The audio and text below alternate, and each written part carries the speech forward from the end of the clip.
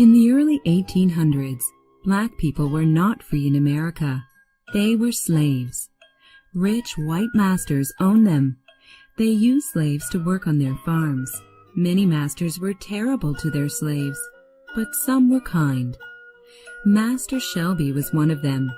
Recently, his farm's business was poor. He borrowed a lot of money from the bank. The only way to pay his debt was to sell some slaves. He hoped to sell his best slave, Tom, for a high price. A slave trader named Mr. Haley came to buy Tom. Mr. Haley was a terrible man. He treated slaves like animals.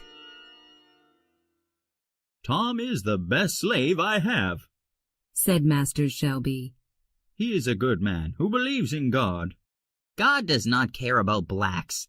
They are not even men. I just want to buy Tom because he is a hard worker," said Mr. Haley.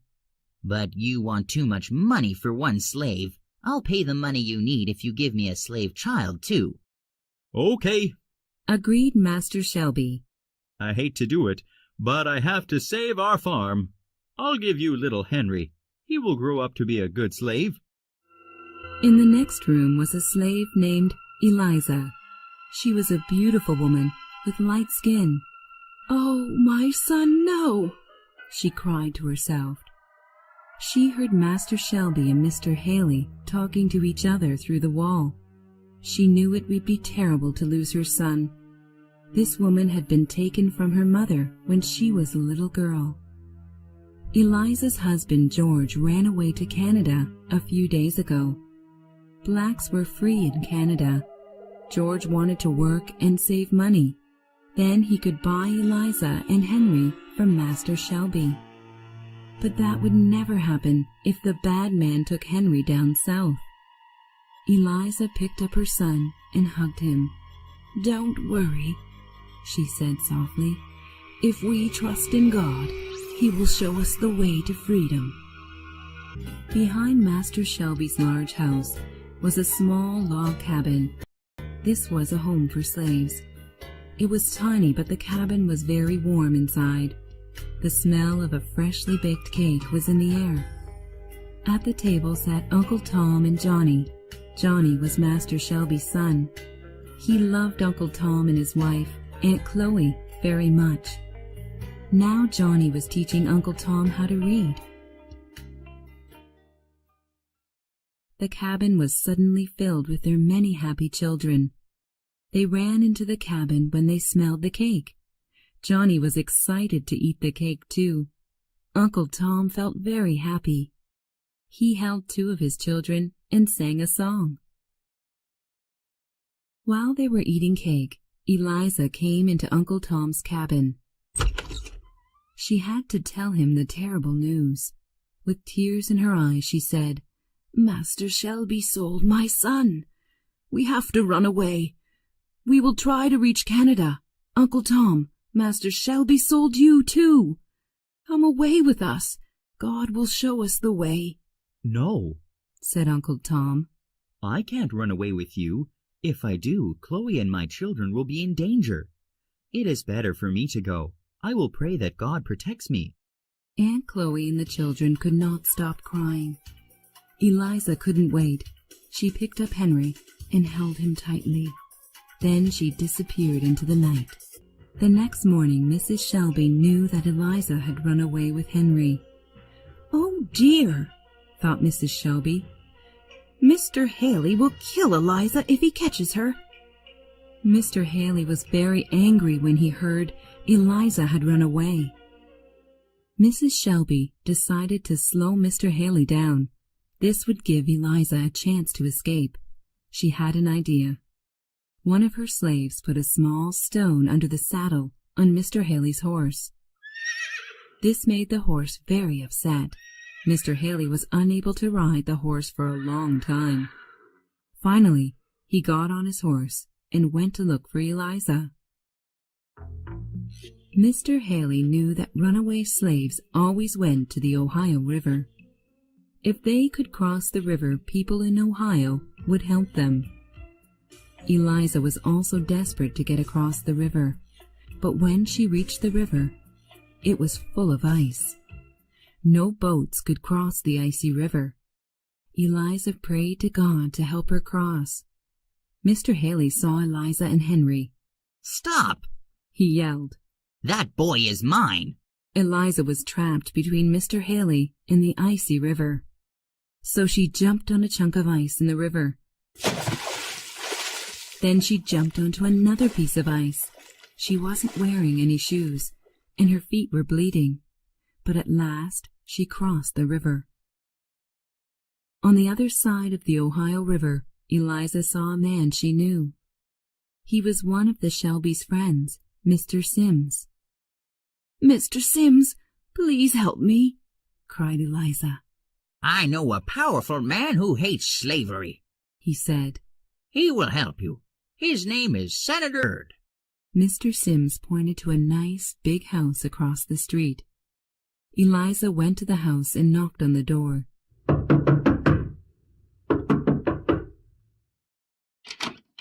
Mrs. Byrd let Eliza in. Senator and Mrs. Byrd heard Eliza's story. They agreed to help her reach Canada. Mr. Haley was on the other side of the river. He was very angry. He hired a slave catcher to chase Eliza. Then he went back to the Shelby's farm to get Tom. Back at the Shelby's farm, Uncle Tom sat in his cabin. He was reading the Bible. Aunt Chloe cried, "If only they weren't selling you down south. Nobody comes back from there. They kill slaves down there," It's in God's hands now. said Uncle Tom. I'm thankful that they sold me and not the little ones. He looked lovingly at his sleeping children. There was a knock on the door of the cabin. It was Mrs. Shelby. Mrs. Shelby stood there crying. "It's time to go, my dear man," she said, "but I promise to find out where you are. We will get the money and buy you back." Suddenly Mr. Haley burst into the room. He said to Tom, "It's time for you to go." He put Uncle Tom in heavy chains. Then they drove away in a wagon. On the way out of town, Mr. Haley stopped at a store. Tom waited outside in the wagon. Young Johnny Shelby followed them on his horse. He jumped in the wagon and hugged Tom. "I hate slavery, Uncle Tom," cried Johnny. Uncle Tom hugged the boy and said, Now, Master Johnny, you be good to your mother. God only gives you one mother. "I will, Uncle Tom," promised Johnny. He also promised to come down south and buy Uncle Tom. Then they said goodbye. Eliza's husband George had escaped from his master too. George's skin was very lightly colored, so he was able to look like a white man. He did this by coloring his hair yellow.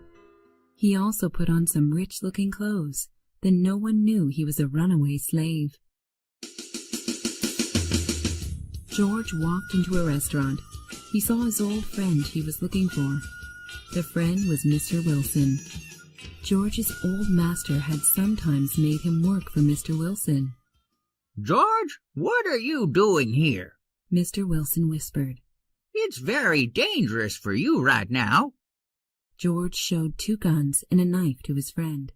"No one is going to catch me without a fight," he said seriously.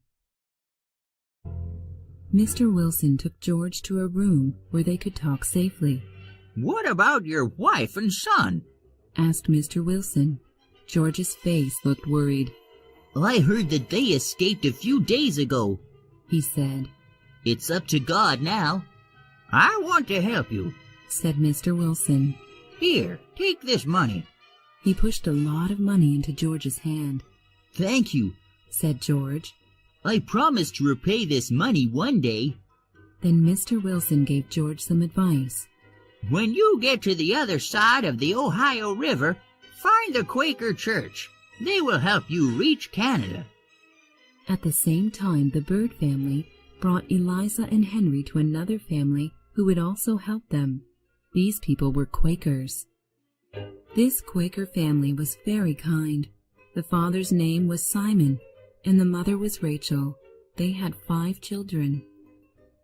One day Simon said to Eliza and Rachel, "Friend David is coming over tonight. He is bringing someone special." Eliza was happy to hear good news. "Friend Eliza, the Lord has blessed you. Simon said very slowly. He has kept your husband safe." Eliza was shocked. She fell down when she heard this. The last words she heard were, "You'll see him tonight." When Eliza woke up, she saw George. He was in her room hugging her. Henry was next to them, still sleeping. Everyone was very happy. Eliza, George, and Henry felt very comfortable in the Quaker's home. One day, George told Simon that he was worried about him and Rachel. "I hope you will not be punished for helping runaway slaves. Friend George, if I have to go to jail, it's okay.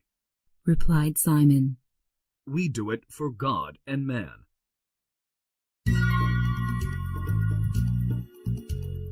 Suddenly, David burst into the house. "We need to leave now. The slave catchers are coming." They got in the wagon and drove very quickly. They could hear the sound of horses following them. David stopped the wagon in front of a cliff. "Quick, get out!" yelled David. "Climb up to the top of the cliff. It will be hard for them to catch us up there." They climbed the cliff and waited very quietly.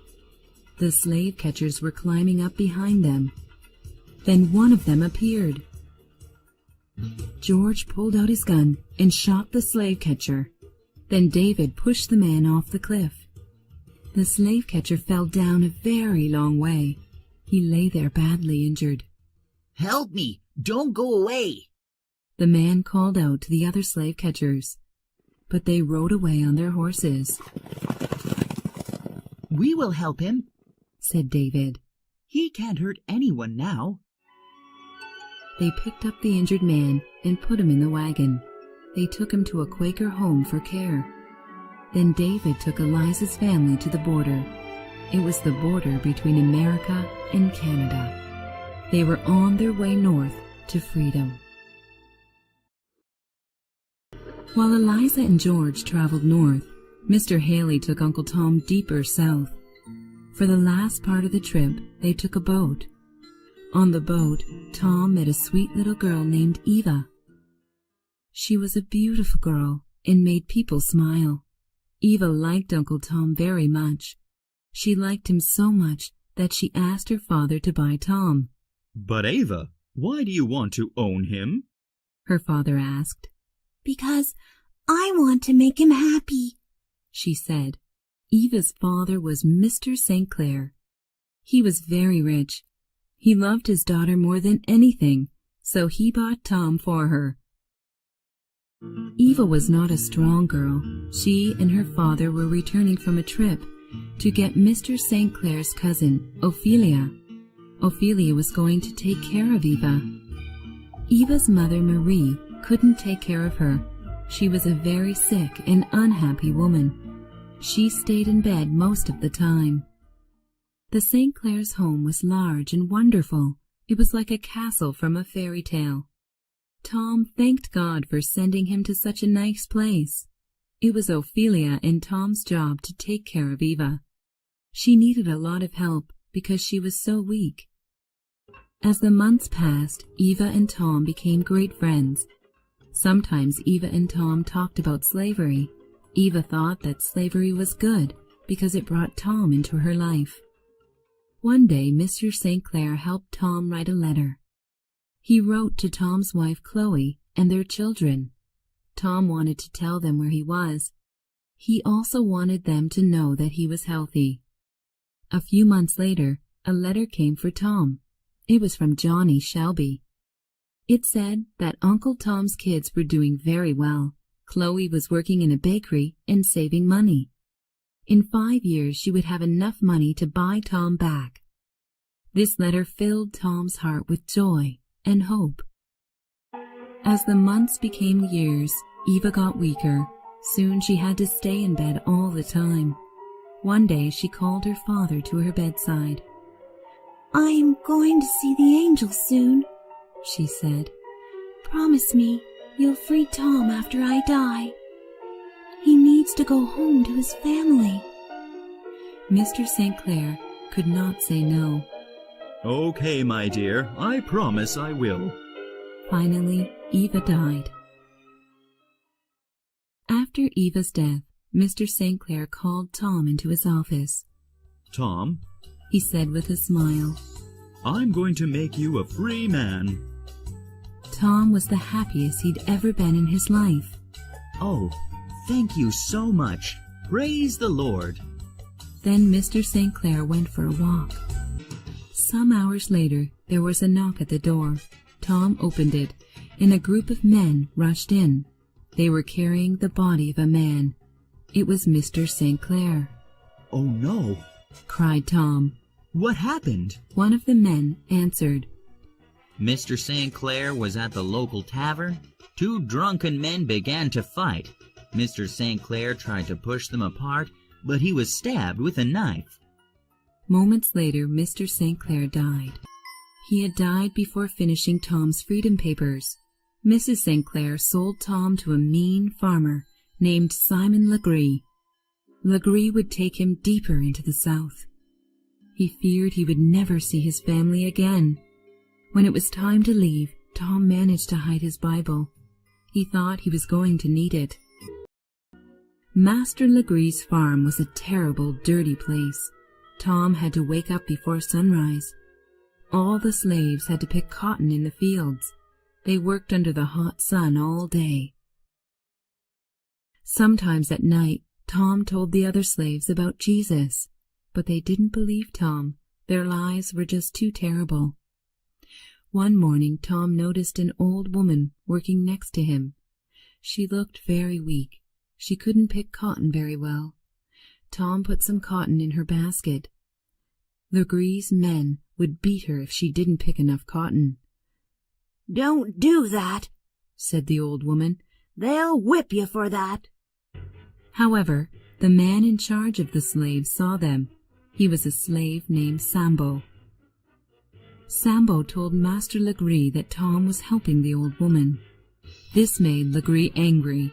He said, Sambo, take him to the shed and teach him a lesson. Sambo took Tom there and beat him very badly.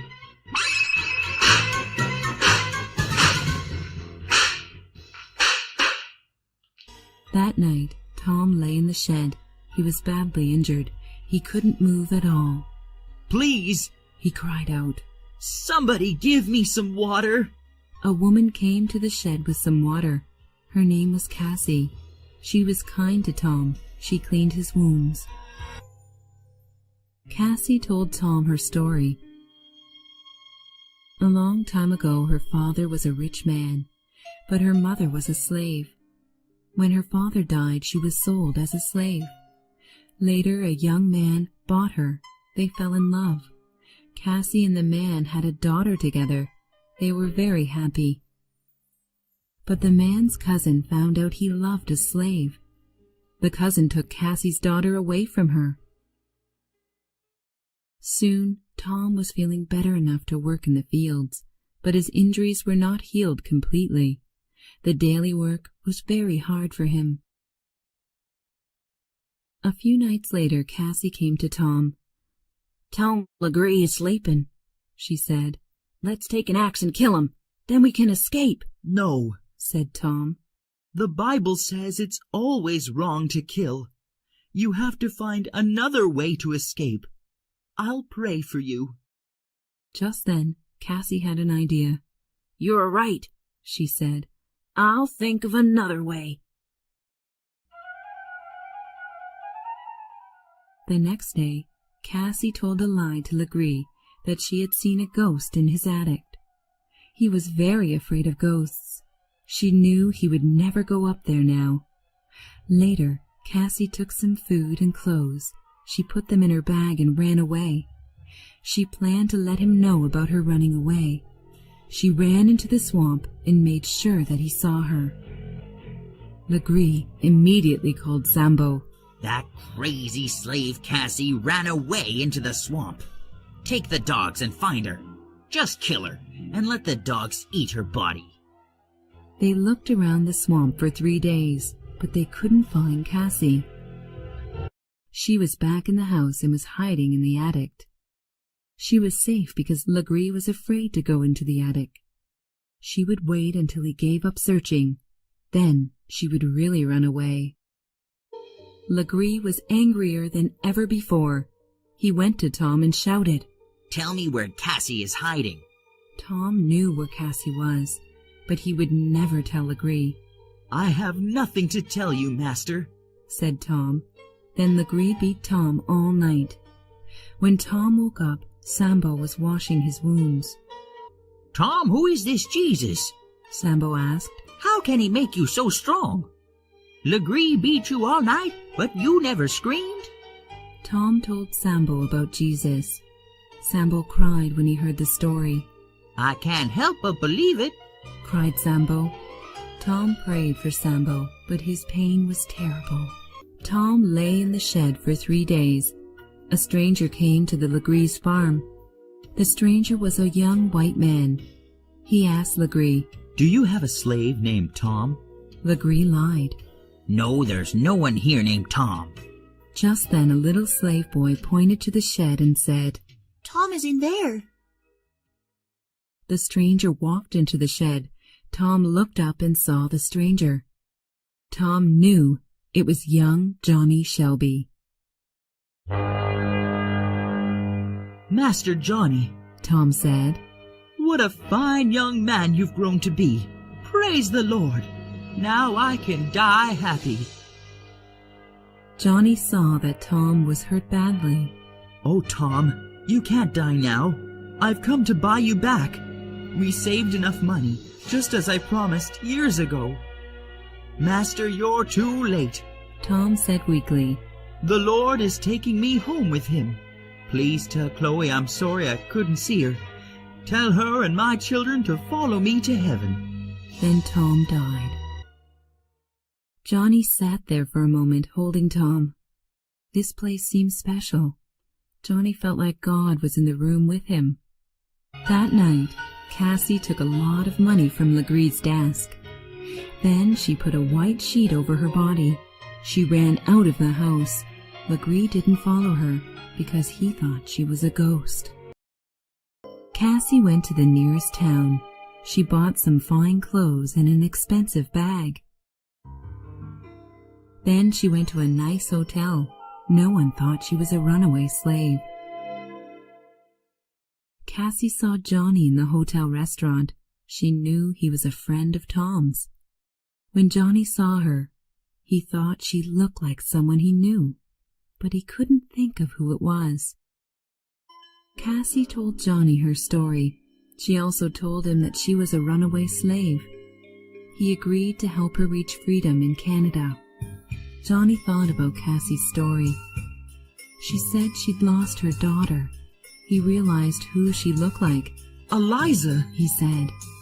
Who's Eliza? Cassie asked. Johnny explained how Eliza had grown up as his family slave. I must get to Canada, said Cassie. I must find my family. 2 months later, Cassie was in Canada. A Quaker leader brought her to Eliza's house. Eliza and George had been in Canada for 5 years. Henry was a big boy now, and they had a new daughter. The door opened. Cassie and Eliza saw each other. They hugged and cried.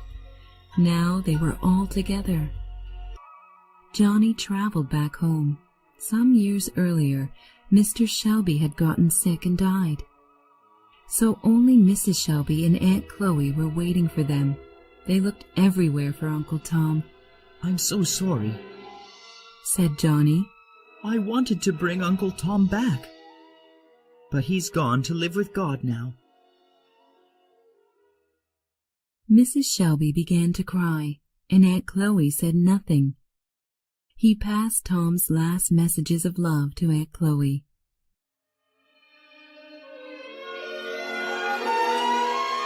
A month later, Johnny let all of the slaves on the farm go free.